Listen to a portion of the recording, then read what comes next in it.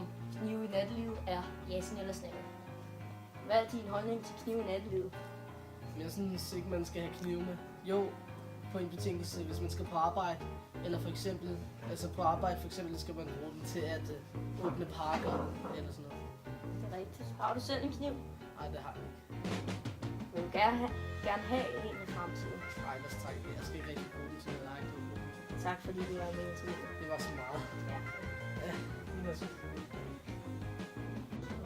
Så er jeg tilbage igen med et spritnyt interview med Sharpcooter. Hvad er din holdning til knive i nattelivet? Jeg synes, det burde være forbudt. Hvorfor? Det er alt for mange knivdrab. Tak for interviewet. Hej, den næste person, jeg skal snakke med, har valgt at være anonym. Hej, hvad er din holdning til knive i nattelivet? Ja, altså, jeg har selv været meget besat af knive før.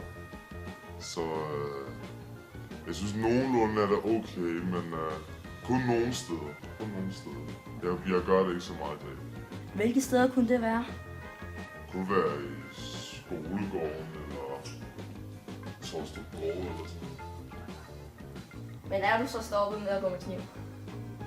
Ja, jeg har blevet en del ældre. Så. Tak fordi du var med i interviewet. Selv tak. Hej, nu skal jeg ud på gaden med Louis. Hej, hvad er din holdning til knive i nattelivet? Det er noget forfærdeligt noget. Det er man skal ikke gå med knive i nattelivet. Men det er okay at have den på sit arbejde om dagen.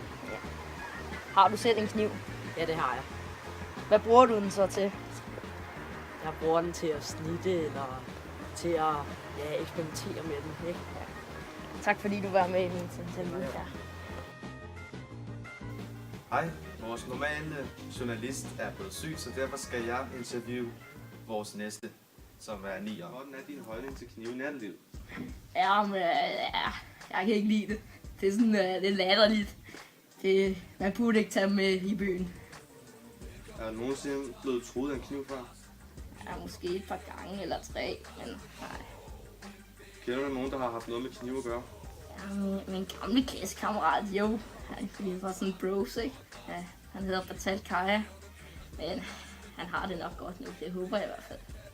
Det kan jeg fortælle, at han har. Ja. En tur med til bloktræt og hils på drengene. Vi står i kæften, dem de andre ikke må lege med. Jeg har en linje med dit navn på sig. Tror du jeg bluffer rigtig, når så kalder jeg ikke, jeg har den på mig. Jeg kan ikke tænke klart, for jeg pisse stiv. Jeg var Billy the Kid i mit sidste liv. Og hey, stadig livet er ikke passe.